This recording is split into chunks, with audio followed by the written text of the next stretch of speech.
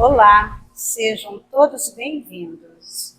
Estamos iniciando o programa Descobrindo o Espiritismo pelo canal do YouTube da USE Intermunicipal de Ourinhos.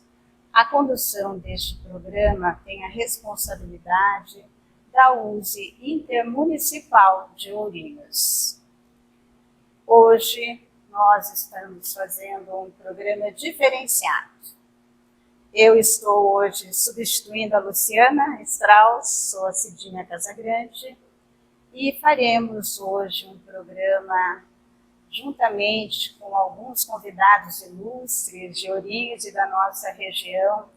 Estamos aqui na sede da Associação Cultural Espírita Fraternidade em Ourinhos, porque faremos um programa comemorativo. Estamos hoje produzindo o 36º programa Descobrindo o Espiritismo, comemorando então o 3º ano de execução deste programa. E é uma alegria estar aqui reunido com todos os nossos convidados para falarmos um pouco sobre a história do movimento espírita, a história do espiritismo na cidade de Ourinhos e na nossa região. Sejam todos bem-vindos, os nossos convidados presentes. Vou iniciar, então, falando com o Guaraci Nascimento, que é o presidente atual da USE Intermunicipal de Ourinhos. Gostaria, se você pudesse nos contar um pouquinho, como o Espiritismo pode ter chegado aqui na região de Ourinhos? Ou aqui em Ourinhos, na região, o que você puder nos colocar. Ela olhou para mim e fez essa pergunta. É? Acho que é por causa dos meus cabelos brancos, né? Talvez. Não é, Bruno? Eu tenho a memória, tenho a lembrança de quando o Espiritismo chegou a Ourinhos e à região. Eu pensei que tivesse conhecimento longevo, né, a respeito do movimento espírita na região. Mas ainda há pouco fui surpreendido por Piraju, mostrando documentos do centro de Piraju, que vem, acho que antes de Kardec. São maravilhas que essa reunião nos proporciona a possibilidade da gente se enriquecer no que se refere ao conhecimento dos fatos. Né?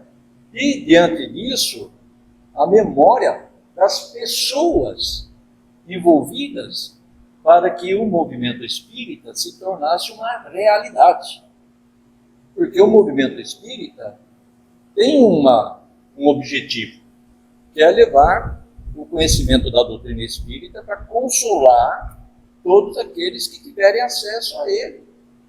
Então é uma obra, é uma atividade de importância ímpar, não é?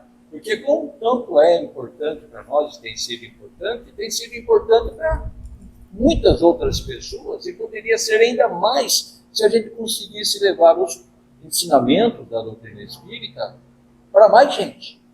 Não é? Aqui na nossa região, a gente observa assim que houve uma criação de centros espíritas, mais ou menos seguindo a linha de trem.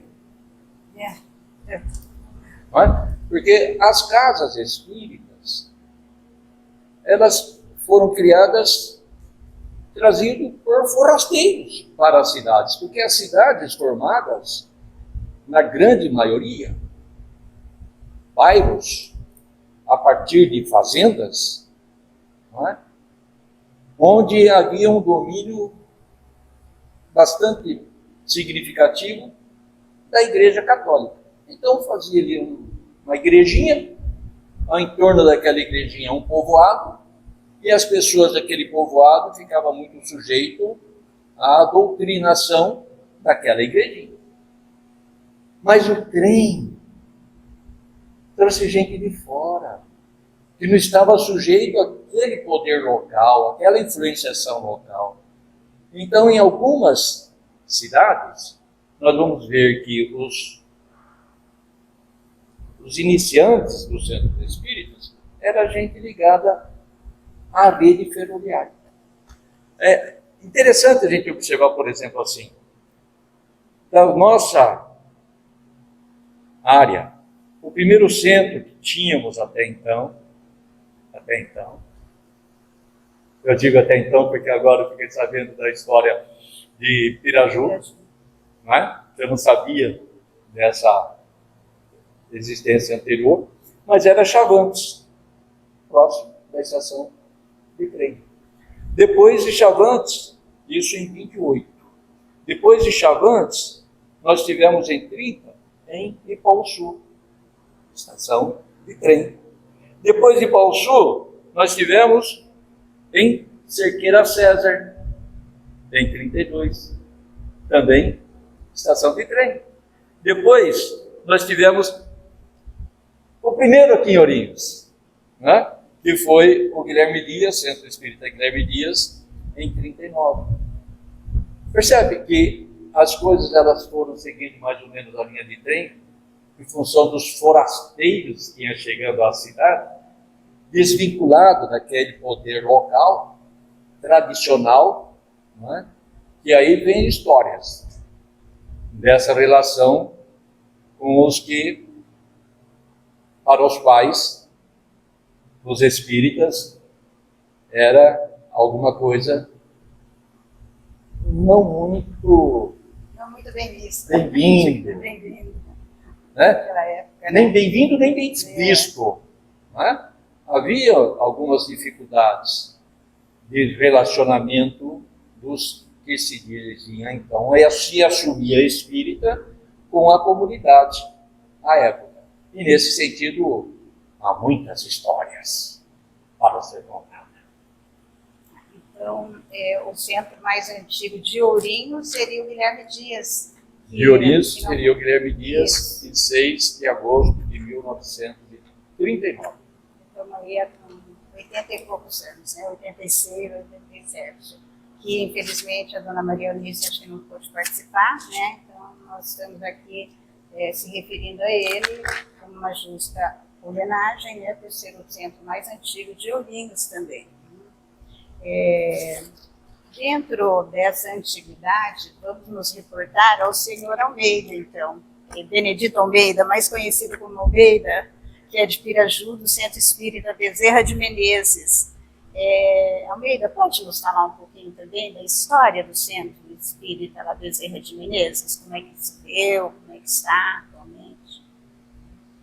Falar um pouco sobre Piraju, e porque, aí, seguindo o que o Coração disse aí, nós já fugimos um pouco do contexto, porque nós não estamos na margem de rodovia. Você já não está na linha do trem. Apesar de ter tido, sim, um ramalzinho lá, um ramalzinho que saía de Sarutaiá, passava por Piraju e chegava em Manduri para levar o café lá do povo, né? Mas não era de margem de ferrovia, né? Piraju assim, a fundação dele é 1886.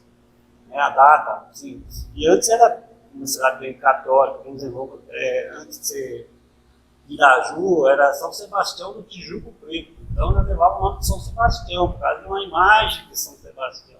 Né? Mas vamos ao que interessa para nós aqui.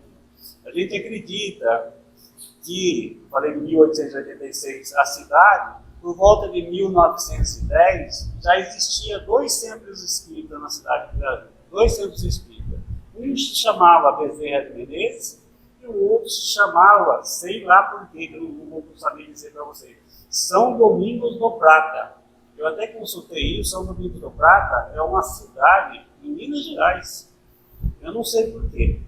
Mas esse centro que hoje a gente, que é o Bezerra de Menezes hoje, ela não só deu o terreno, como ela construiu o prédio e ela fazia as reuniões ali e registrava em livro. A gente tem registrado isso. E eu vi livros lá que falavam de 14, 15, do ano de 14, 15. Ele registrava a presença e tinha assim, um número de presença de 15 a 20 pessoas. a maior parte da família Hungria, né, da família Hungria. E isso foi até mais ou menos por volta de 1930. Em 1930, não sei dizer para vocês porquê, o Francisco Hungria, ele foi no cartório de registro de imóveis e registrou o prédio que ele havia feito para a sede do Centro Espírita, que era então São Domingos do Prado, né? Ele registrou aquele prédio em nome da Federação Espírita Brasileira, que a sede era do Rio de Janeiro, em 1930. Isso eu tenho ali a ata de transcrição dessa doação. E ao mesmo tempo, o Francisco Hungria desaparece da cidade, some. E a família Hungria também, eu não sei dizer, porque hoje não tem nenhum remanescente da família Hungria lá. Mas aí, o outro centro espírita, que ficava numa outra rua, que se chamava Bezerra de Menezes, eles fazem a junção dos dois centros. E aquele que era São Domingos do Prado, ele passa a chamar Bezerra de Menezes. E aquela pessoal que veio do Bezerra de Menezes, eles assumem a direção, né? Assumiram em 1930, isso está registrado em ata, a gente tem as atas ali, em 1930, eles assumem a direção e é muito bem organizado, as atas estão tudo ali, né, transcritas ali, né? E a gente vê que havia uma organização, acho que até melhor que a nossa atual hoje, né? Muito bem organizado o Centro Espírita. E desde então, né, a casa sempre se manteve aberta, a casa nunca fechou. Né? A não ser o tempo de pandemia que a gente foi impedido de trabalhar aí por determinação da prefeitura. Né? Hoje, eu sou um dos dirigentes e, como dirigente lá, né, na condição de presidente, já estou na casa há 32 anos e sou um dos mais novos dentro da casa. Eu tenho lá colegas trabalhadores lá com 80 anos dentro da casa. Outro colega com 70, tem de 50, tem mais de 50, de 40 anos. Eu sou o mais novo. Né? Eu não tenho 32 anos dentro da casa. Né? Então, conversando com eles falam que o Centro Espírita ele possui de 100 a 120 anos. Né? Ali em livro, a gente conseguiu comprovar ali, em livro ali, pelo menos 101 anos de idade, que o último livro que eu achei ali de 24, 7 de maio de 1924. Né? Pelo menos mais de 100 anos está ali, mas eles falam que tem 120 anos. E eu vi, hoje eu não consegui achar os livros ali, mas eu vi essa transcrição dessas reuniões aí de 14, 15, né, dos anos 14 e 15. Então a casa é muito velha, né, por assim dizer, mas que está trabalhando e continuamos mantendo ali o serviço, né, conforme ali prescreve a doutrina espírita. Continuidade, vamos ouvir a Maria Rosa Jimenez, que está aqui representando como trabalhadora, uma das trabalhadoras mais antigas do Centro Espírita Patuíra e Aparecida. Fala para nós um pouquinho da história, Rosa. Sim, a história do Patuíra eu conheci muito por que contam e pelas atas, né? Eu tive em mãos muito tempo as atas, e então fui vendo a história através dos registros. E começou tudo com Dona Cotinha.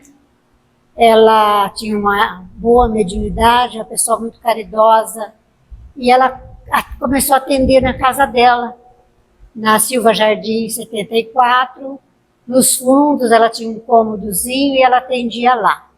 Mas aí as coisas começaram a se propagar e começou em muitas pessoas e ela não tinha mais como abrigar todas aquelas pessoas. Então pensou-se em construir um local apropriado para atender essas pessoas, porque eles iam à noite, não tinha hora, a hora que eles estavam precisando ia para a casa dela. E a família, a filha principalmente, eu tive amizade com a filha, e ela então se incomodava com aquilo. Então resolveram construir, mas como construir? Naquele tempo as coisas eram tão mais difíceis, né?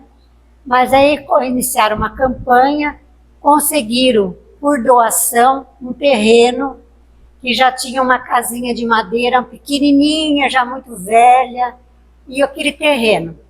Então alguém doou. E com o terreno já seguro, eles começaram uma campanha para arrecadar dinheiro para o material de construção. Mas ali era um loteamento novo, que era uma fazenda muito antiga, lotearam e doaram aquele pedaço para a dona Cotinha e seu grupo. E então fizeram uma lista, 137 pessoas ajudaram, conseguiram um pouco mais de 4.000 cruzeiros, o dinheiro da época, começaram a comprar o material. Mas aí, levava para o terreno, ficava lá sem ninguém para cuidar. Então o seu Afonso já frequentava a casa da dona Cotinha. Então ele foi convidado a morar naquela casinha que estava quase caindo. Ele arrumou tudo aquilo, tinha um poço, mas não dava água. Não tinha luz também, o poço não dava água, aí começaram a pedir, né? Os frequentadores, alguém que sabe abrir poço, ninguém queria. Seu Afonso sem água, não tinha água para construção, e ele então desceu lá no poço e conseguiu abrir, porque eles acho que não abriram direito, né? Não chegou na água, então era uma água muito pouquinha, muito suja. Ele conseguiu transformar aquilo numa água cristalina, que serviu toda a vizinhança ali. Tinha algumas casas já. Então começaram a construção de um salão pequeno, uma cabine de passe, não construíram banheiro porque o dinheiro não deu, usaram o banheiro da casa do seu Afonso e começaram os trabalhos lá. Mas a dona Cotinha já estava muito doente, ela sofria de um mal muito estranho. Depois descobriram que era um problema no pulmão. E ela se sentia muito doente, mas assim mesmo, trabalhando. O centro foi inaugurado em 1964, aqueles cômodos pequenininhos, e ela então ficou longe da casa dela. E ela não tinha meios assim de ir. Então ela teve a ideia de comprar uma charrete. Como eles atendiam só 2 vezes na semana lá no centro, então, segunda e quinta, então a charrete poderia levá-la para o centro, mais alguém que precisasse, e quando não precisasse da charrete, eles iam colocar no ponto de charrete. Aqui em Ourinhos, e acho que em várias cidades também teve, um ponto de charrete, que era o meio de transporte de muita gente. E lá ficava o cavalo, a charrete e o condutor. Assim como hoje tem os pontos de mototaxista, de Uber, de táxi, aquele tempo era charrete. Eu cheguei a conhecer, porque eu morava por perto, de vez em quando eu vinha visitar para cá. E então, mas ela, menos de 1 ano da inauguração do centro, ela desencarnou. Aí ficaram todos órfãos. Ela que dirigia tudo, ela que era médium, que atendia, embora houvessem outros, mas não com a capacidade dela, e ficaram todos perdidos. O marido ainda tentou, com alguns companheiros, levar a casa adiante, continuar funcionando. E ela, antes de desencarnar, ela pediu muito para o seu Afonso, que fazia parte do grupo, que era um dos mais trabalhadores, e que não fechasse a casa, que continuasse com o trabalho. E eles tentaram, mas o seu marido dela, até esqueci o nome dele, Domingos Previdel, ele ficou muito abatido com a partida dela, e alguns anos depois ele desencarnou também. Seu Afonso tentou um pouco mais sozinho, porque ele ficou só. Ele ficou sem os companheiros, que desertaram todos. E ele tentou mais um pouco, não conseguiu, fechou a casa. Algumas pessoas ainda entravam lá para a casa dele, ele atendia, tinha uma boa mediunidade também, mas ele não aguentou, fechou mesmo.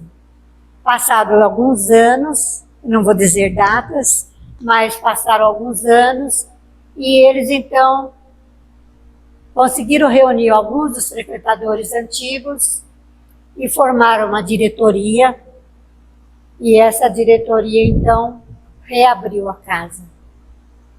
Isso foi em 74. Recomeçaram, e aí ele foi tomando corpo, aquele trabalho tão bonito que ele fazia, e a casa foi crescendo. Mais tarde, iniciou-se os trabalhos sociais, da cesta básica, do atendimento às famílias carentes, que até hoje continua, e continuou essa casa naquele sistema que ela trabalhava antes, né? Só que o Afonso continuou. Depois, então, da morte dele, pessoas novas, né, ingressaram na casa, já estavam, então foi modificando muita coisa. Mas quando eles resolveram construir também, voltando lá atrás, eles queriam se filiar à federação. E para isso tinha que ter uma sede própria, foi mais o empenho deles de construírem também. Então, eles acompanhavam muito a federação, recebiam muitas informações, muita orientação da federação. E a casa continuou mais ou menos nesse sistema, e permanece, né? Agora, as portas abertas, graças a Deus. Várias pessoas vieram para essa casa dando assim, todo o seu trabalho, todo o seu empenho para que a casa continuasse servindo as pessoas, né? Então, quando eles reabriram a casa, eles começaram então a fazer as atas. Faziam as reuniões mais ou menos regular e vinham anotando o que acontecia nessa casa. Então a gente tem os registros por isso, porque a maior parte já desencarnaram. Como disse a Cidinha, uma das mais velhas lá sou eu, estou lá há 32 anos. Então muita coisa eu presenciei, mas o mais importante mesmo que eu considero agora seria como se formou essa casa.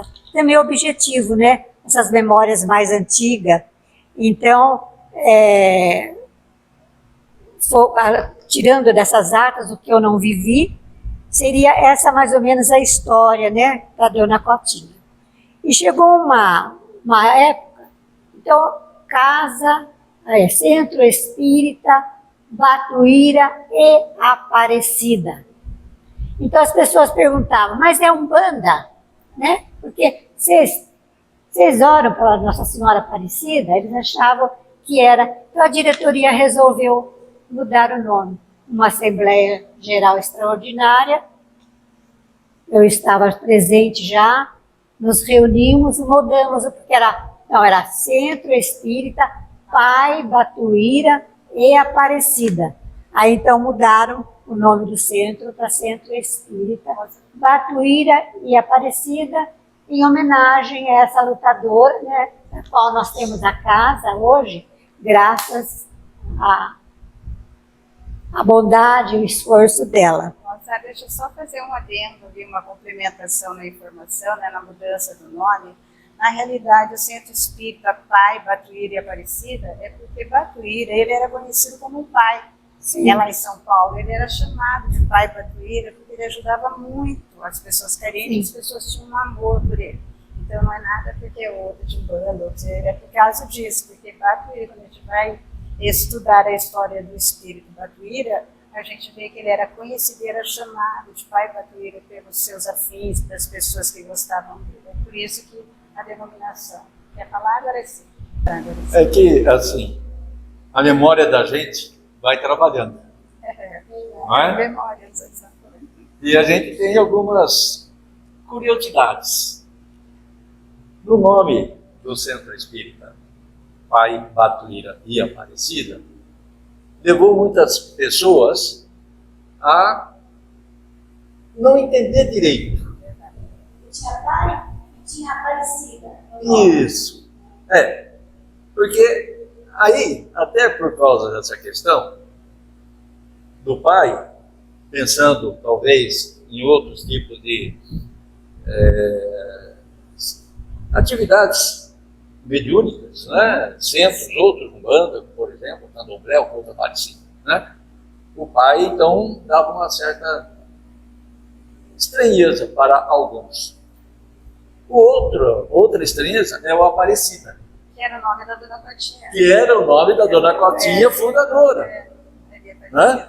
Mas o outro frequentador não tinha essa informação a ponto de alguém, cheio de caridade, doar uma imagem de Nossa Senhora Aparecida, que durante muito tempo ficou lá na parede, no centro. E as pessoas que eram atendidas, sempre com muita boa vontade, e não todas, óbvio que não todas, e não tem motivo de que seja, espíritas, né? Muitas com ligação com o catolicismo, chegavam diante da imagem, faziam o sinal da cruz, se benziam a Nossa Senhora Aparecida, pensando que aquele centro fosse uma homenagem à Nossa Senhora Aparecida, o que não deixa de ser também. Todas as nossas atividades, óbvio, não é?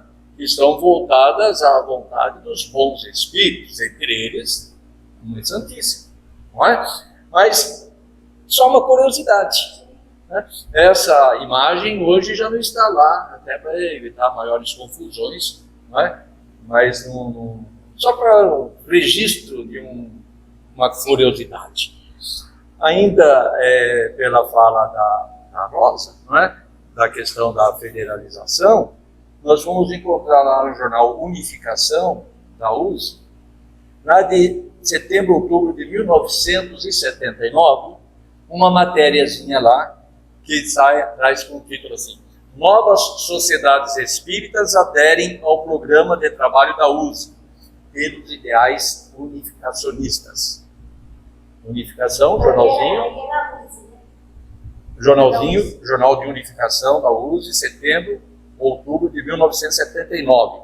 E ali consta, então, novas casas espíritas aderentes à USE, Centro Espírita Pai Batuíra e Aparecida, e, junto, Confraternização Espiritual da Luz Nogueira. Esses dois centros, no mesmo período, ingressando na USE, e como isso foi em 79, e eu estou na USE desde 75, 74, 75, provavelmente eu tenha participado da indicação dessas duas casas, apadrinhado, né, essas duas casas na USE São Paulo. Só curiosidade. Eu só ia concluir, né, o que o Aguaraci disse, que a casa Pai Batuíra e Aparecida era uma homenagem ao Batuíra, que era o mentor espiritual dela, e em homenagem a ela, que ela se chamava Maria Aparecida Previdel. Então ela tinha Aparecida no nome. Chamavam de Dona Cotinha, né? Ela ganhou o apelido e ele ficou, mas o nome dela tinha Aparecida. Foi uma homenagem, mas depois então resolveram mudar. Agora então vamos ouvir o Roberto Ramos Domingos, que está aqui representando o Centro Espírita Jesus, Maria e José de Bernardino de Campos. Ele vai nos relatar um pouquinho da história então de lá. Eu só vou marcar a presença de Bernardino, porque a história do centro lá escapa do conhecimento total, mas o que me consta de Bernardino é que antes de ter um centro espírita em Bernardino, os bernardinenses iam para um patrimônio que existia, uma fazenda, chamava Bairro do Caracol, e ali tinha um senhor, Zé Sobrinho. Zé Sobrinho fazia sessões mediúnicas. E muitos bernardinenses iam lá até o bairro do Caracol, né? Próximo a Batista Botelho, e próximo a Piraju também, né? Está muito longe de Piraju, o Caracol, para participarem das sessões mediúnicas do senhor José Sobrinho. Posteriormente, foi criado um centro em Bernardino, com o trabalho incansável do professor Urindo Beckeri, e na década de 40 fundou o Centro Espírita. Tive a honra de poder dizer que o meu pai foi um dos primeiros convidados a montar o centro em Bernardino. hoje Centro Espírita Jesus Maria José. Antes de ocupar as instalações atuais, que é na rua Mato Grosso,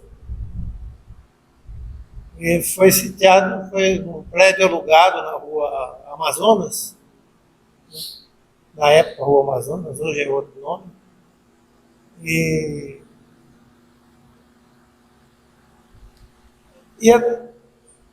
a história do centro era longa. O senhor Aurindo Becker, um professor, trabalhou muito para a feitura. A irmã dele já era espírita, morava em São Paulo, e ele teve contato com o espírito. Com o livro dos espíritos estava sobre uma mesa. Ele pegou o livro, começou a ler e se entusiasmou pela doutrina espírita.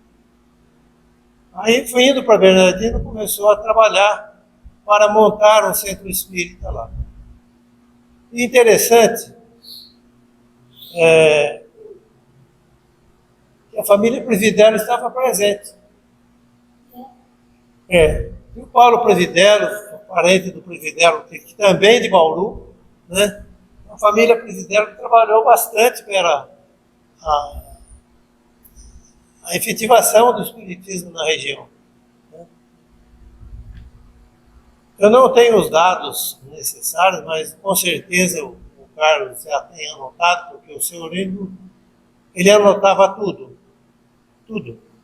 Até o Guaraci tem um fato pitoresco que passa por lá, que ocorreu no centro. Posso falar? Ele foi fazer uma palestra numa determinada data, e o senhor Indo disse para ele, não lembro o nome, o título, o tema da palestra, mas o senhor Indo disse para ele, você falou sobre esse tema há 2 anos atrás, aqui está anotado. Ele anotava tudo. Né? Tivemos a oportunidade de tê-lo conosco aqui no centro, participou, porque a filha dele reside em Ourinhos.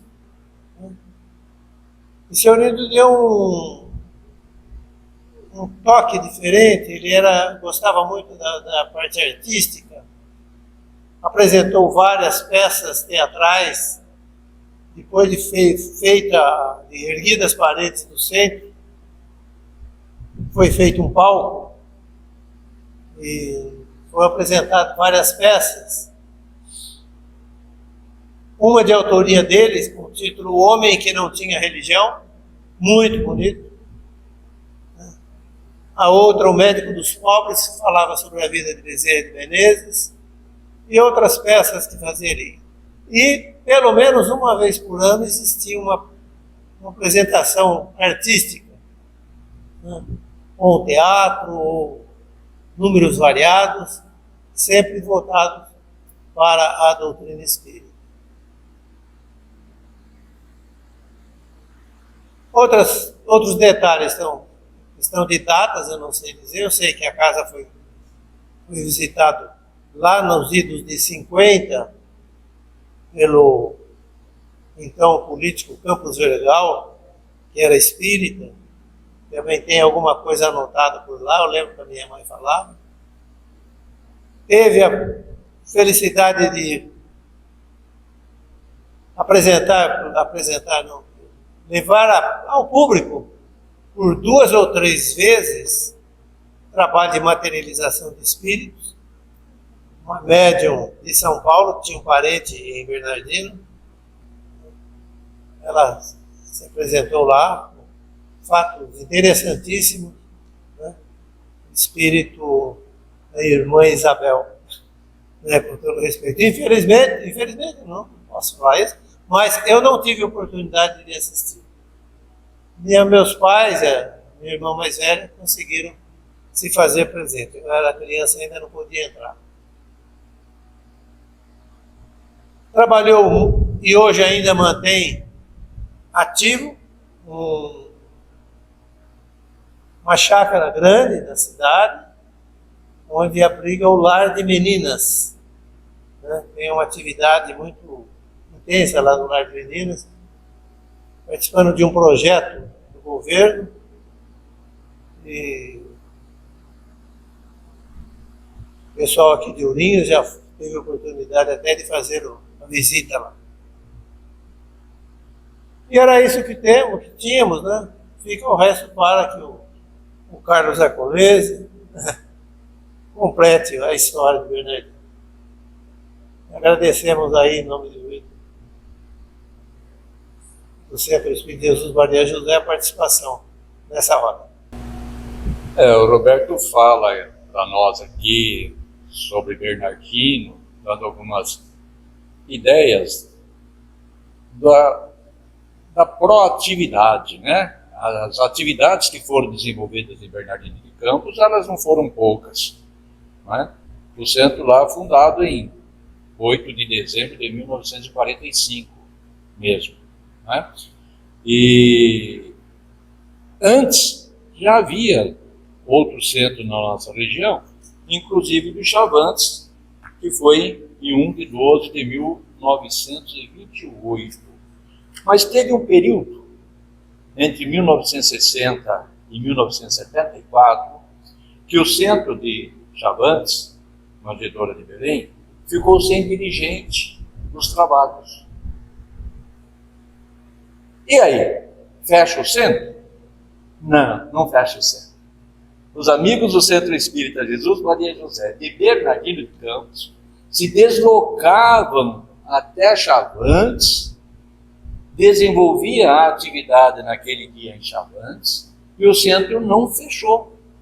Só em 1974, que o Leonildo Vidal, recém-chegado em Chavantes, foi convidado para dirigir, assumiu a responsabilidade e, para não ficar só, a espiritualidade encaminhou até lá, vindo pela ferrovia, o Antônio Ramos, o seu Antônio Ramos e o seu Leonildo Vidal ficaram, a partir de então, responsáveis pelo centro lá. Mas Bernardino não ajudou só Chavantes. Também fazia caravanas a Manduri, a Ipauçu também. Manduri, eles iam para fazer apresentação de teatro, jogal, tudo capitaneado pelo Orim, né? Então, Bernardino de Campos, no que se refere assim à atividade do movimento espírita na nossa região, foi muito importante, foi de importância capital, podemos dizer assim, pela iniciativa do professor Olindo Beccari. E aqui para registro também, no movimento de unificação, também de Bernardino Geraldo Arcolese, que sempre participou das nossas reuniões, das reuniões de unificação, que o senhor Olindo não podia viajar, não vinha, não participava, mas ele, o senhor Geraldo, representava a Bernardino de Campos nas nossas reuniões. Então vamos agora ouvir o representante da Casa Espírita Herculano Pires. Aqui presente conosco está a Janete Alvino, que é uma das fundadoras, né? Mas quem irá falar será o presidente Rodrigo Brambila Pires. Boa tarde, eu agradeço a oportunidade de poder falar também aqui com vocês sobre a Casa Herculano Pires, assim ao lado da casa mais antiga, mais jovem também, né? A Casa Herculano Pires, ela iniciou através da sua documentação, em 2008, mas ela já existia 2 anos antes, e foi idealizada pelo nosso querido Belo, o Ricardo, marido da Janete, que se encarnou há mais ou menos 2 anos e meio, e ela se pauta e homenageia Herculano Pires pelo fato do Belo ter trabalhado com Herculano Pires e estudado com Herculano Pires em São Paulo. Assim como o Guaraci trouxe a vinda de outras pessoas para a nossa região, o Belo também, ele trabalhou em São Paulo, mudou para Salto Grande, depois Taurinos, e sempre se dedicando ao espiritismo. Foi presidente aqui da Fraternidade também de 2000 a 2004, e após isso, alguns anos depois, criou um grupo de estudo, onde nós tivemos a oportunidade de começar a estudar com ele. Então, para mim, eu tive esse privilégio. E convidou-nos também quando ele resolveu criar mais uma casa em uma outra região de Ourinhos. que foi a Casa Herculano Pires. O Guaraci também participou da origem de lá. Acredito que a maioria que esteja aqui pôde compartilhar esse momento, que é a casa mais jovem daqui. Mas isso também é muito interessante porque, dentro da realidade da Seara Espírita, nós acabamos convivendo com as demais casas, né? E por ser jovem, isso facilitou e levou esses pilares das demais casas a nos conhecer. E hoje, após o desencarne do Belo, nos auxiliar a manter através das palestras e da convivência. Então, hoje nós temos lá o trabalho também. Conseguimos retomar esse ano de 2024 um trabalho mediúnico, são muito poucos trabalhadores, e tem sido um desafio muito grande, como a casa mais jovem da cidade. Por que Casa Herculano Pires? É interessante que Herculano, apesar de ter feito sua vida principalmente em São Paulo, ele é de Avaré. Então, permeia toda a nossa região mais uma vez. A esposa dele também, da região. Sem adentrar muito nesses fatores históricos, mas ele sempre teve uma visão extremamente crítica e filosófica do Espiritismo, se pautando muito nas obras básicas e a preocupação da educação e do ser integral. O Alvino Belo, convivendo com ele em sua mocidade, em seu trabalho, em seus estudos, ele trouxe para si esse conhecimento e legando a nós esse mesmo senso e esse mesmo método de educação. Então eu tive esse prazer de conviver com ele e aprender um pouquinho sobre Herculano Pires também e conseguir trazer e permanecer na casa essa cultura e esses ensinamentos, que faz com que hoje a gente consiga e seja grato de permanecer próximo das demais casas tão tradicionais aqui de Ourinhos. Então, por ser uma casa jovem, não tem muitos fatos a trazer, mas eu gostaria até de ver com o Guaraci, que conviveu muito mais, a Janete também falar um pouco, o Roberto, sobre a origem da casa, que eles também puderam participar muito desse momento. O Centro Herculano começou numa casa, né? Uma casa alugada, casa de conjunto habitacional, onde tinha lá 2 quartos, um banheiro, uma salinha e uma cozinha. E ali nessa salinha transformou-se num salão, seria uma reforma, de palestras, né? Em que se aproveitava a cozinha, né? Que então ficava um espaço maior, cozinha e sala, para que se fosse fazer ali algumas palestras. E apesar de modesto, ter pouco espaço, um quarto tinha as sessões, reuniões de estudo e sessões mediúnicas, e no outro quarto destinado à evangelização, né? Então, apesar de ser modesta, à época, as instalações, elas atendiam perfeitamente aqueles propósitos de levar a doutrina espírita a Lures, né? A porta estava aberta. Aí houve uma oportunidade, né, de um espaço que estava mal utilizado, de propriedade da Prefeitura Municipal, onde se fazia eventualmente algumas atividades lúdicas, de músicas, de forró, terceira idade, mas era muito esporádico. E por ser esporádico, quando não estava em uso, tinha outros usos. Vandalismo, né? E aquele espaço interessou. O Belo cresceu os olhos, né? E foi atrás. E conseguiu uma concessão da prefeitura daquele espaço para que ali pudesse funcionar a Casa Espírita Herculano Pires, José Herculano Pires. Mas a coisa estava tão assim derrubada, e não havia como ocupar sem uma reforma. Reforma, na verdade, é uma reconstrução. Derruba tudo. Né? Só que não foi derruba tudo. Foi, derruba uma parede e constrói uma parede de alvenaria onde era de madeira. Troca o piso, onde era de madeira, coloca lá um ponto. Aí interessante que nessa época, uma empresa não local ganhou uma concorrência, um contrato na cidade para canalização de córregos. E o Belo solicitou, pediu lá, dá um saquinho de cimento para nós. Mas para que é? Não, a gente está assim numa situação assim, assado, precisamos reformar, construir, etc. E tal. Além de cimento, o que mais se precisa? Precisa de areia, precisa de pedra, precisa de telha, precisa de... O cara doou quase tudo.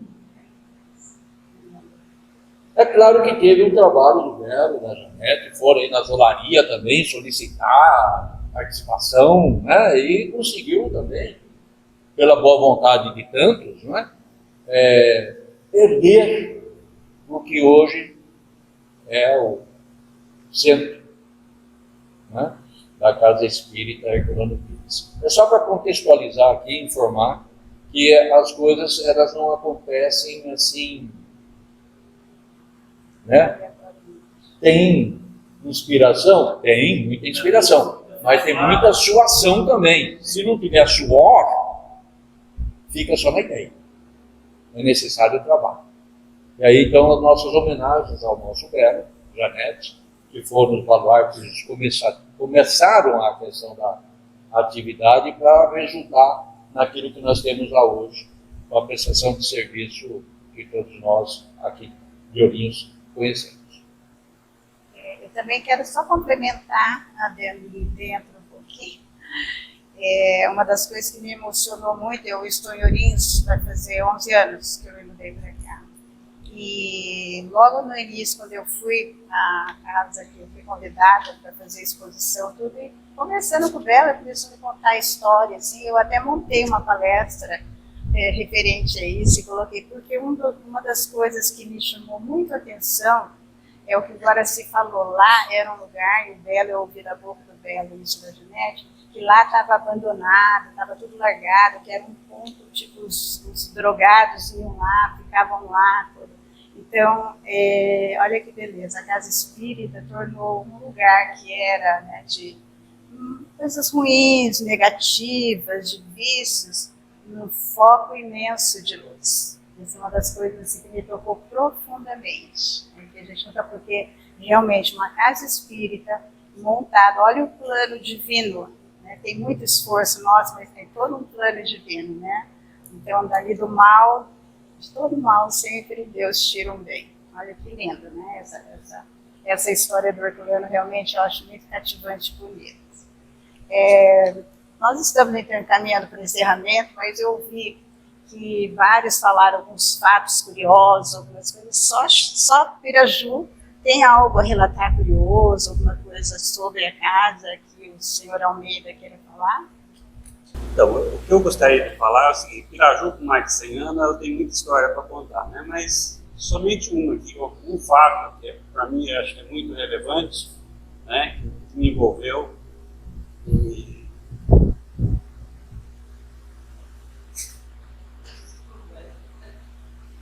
emociona bastante, sabe? A cerca, eu falo assim, Piraju é uma casa raiz do termo 5, dentro da doutrina espírita, que é aquilo. É trabalho de paz, é mais trabalho de comunicação, ainda tem vários médicos que trabalham clinicamente na comunicação. A gente tinha 2 reuniões de comunicação nas terças e no sábado, tem o desenvolvimento mediúnico, né? E tem também as palestras, né, sobre a doutrina, eu tinha grupo de estudo, e nesses grupos eu tinha lá um trabalho nas quarta-feiras que chamava, a gente fazia um atendimento fraterno, assim dizer, para as pessoas interessadas em saber da doutrina, como é que funciona, né? Como é que é a casa, e às vezes levava os seus problemas e falava das suas dificuldades também, né? Então, assim, certo, antes da pandemia, eu não lembro a data certa, foi antes da pandemia, cerca de mais ou menos 6 anos atrás, estava eu e minha esposa, nesse dia só apareceu um único rapaz, um jovem, que era seus 22, 23 anos, trabalhador da cidade ali, disse que era técnico de TI e tal, e foi lá para saber da doutrina espírita, né? Para conhecer. Nunca tinha entrado na casa espírita, nunca tinha entrado lá, não sabia nada da doutrina espírita. Perguntei para ele por que do interesse, ele me disse o seguinte: olha, eu sou aqui de Piraju, trabalho aqui, mas eu frequento um centro de Umbanda aqui em Santa Cruz. Ele falou que vinha, né, uma vez por semana ele vinha e trabalhava ali no centro de Umbanda. Ali no centro de Umbanda, ele falou que acontecem algumas coisas estranhas. Eu vou lá, de repente eu me vejo envolvido, né, e recebo umas entidades, eles falam de você, mas eu não lembro de nada, eu não sei de nada. Né? O que vocês acham disso? Como é que é? E também eu tenho que ficar me deslocando para lá, né, por semana, é difícil, eu vou de moto ainda para lá, é difícil. E o que é a doutrina espírita? Como é que vocês explicam? Como é que... Né? Eu tentei explicar para ele o que era a doutrina espírita em relação ao terreiro urbano que ele disse que vinha aqui, né? Explicando para ele: olha, o trabalho nosso é diferenciado, né? A gente tem estudo, né? Você vai entender por que isso acontece, por que de repente você é tomado por determinadas entidades e tal. E vai, conversa vem, né? No final, ele pediu para tomar um passe, eu e minha esposa demos um passe nele, beleza. Acabou a conversa. Tá. O menino se levantou e veio para me cumprimentar, sabe? Ele estendeu a mão para me cumprimentar. No que eu fui pegar na mão dele, ele está de pé. No que eu fui pegar na mão dele, ele incorporou o Bezerra de Menezes, ali, na minha frente, sabe? E veio assim: olha, aqui quem vos fala, meu irmão, é o humilde servidor de Cristo, né? Bezerra. Vim aqui parabenizar vocês pelos mais de 100 anos dessa casa. E quero que você faça isso, né, porque muito me lisonjeia essa casa levar o meu nome, né, como muitas nesse país. Né, e quero que você faça isso para todos os companheiros de trabalho, pelo relevante trabalho que vocês fazem na causa espírita. Né. Se despediu, de repente, do nada, né, ele veio como se eu tivesse acordado assim, pegou a minha mão: tudo bem, então estou indo embora, tchau. Eu, a princípio, eu levei um susto, sabe? Levei um susto. Primeiro aquela que você fica incrédulo com aquilo, mas eu depois, conforme ele foi falando, fui sentindo uma energia tão boa que foi me envolvendo, que não é possível. Né? Tenho aqui vários trabalhadores espíritas, várias reuniões de comunicação, né? Tem lá sim, as comunicações que quando aparece um ou outro benfeitor espírita, né? Vem Bezerra de Menezes aqui para amenizar a casa dos seus 100 anos. Né? Tudo isso que eu falo. Faz 6 anos na reunião, ele veio para amenizar no dia dos 100 anos na casa espírita, né? E deixar essa mensagem para um menino, né, que nunca mais voltou. Depois eu encontrei ele uma semana depois, eu encontrei ele no mercado da cidade, ele veio conversar comigo e perguntou para mim: aconteceu alguma coisa lá? A hora que eu fui comigo: aconteceu alguma coisa? Eu falei: não, aconteceu nada, não, nada. Então, olha, quando eu estiver melhor, assim, a hora que estiver folgado, eu vou voltar lá. Nunca mais voltou. Né? Então, acho assim, dentro das coisas que a gente não consegue entender dentro da doutrina, né, que nos ensina, que a gente aprende, né, Bezerra utilizou um ser, né, que chegou ali do nada, né, para me dar uma mensagem, para dar uma mensagem de alento à casa, aos trabalhadores, né, e que muito me surpreendeu. Eu fiquei surpreendido, né, por aquela manifestação ali, inesperada por completo. Era isso que eu gostaria de acrescentar. Eu quero agradecer a presença de todos. Muito obrigada por ter aceito o nosso convite de estarmos aqui comemorando. Mas agradecer, né, por essas conversas, essas falas, essas histórias tão tocantes. Né? Essa última, para encerrar com chave de ouro, né? Que coisa mais linda, nós estamos envolvidos todos com a doutrina dos espíritos. Então, a equipe do programa e a USE o programa Descobrindo o Espiritismo, deseja a todas as casas, a todos os centros espíritas, uma vida longa, com muito vigor, com o Evangelho de Cristo envolvendo a todo o seu interior, a todos os seus trabalhadores, e a vivência da doutrina espírita.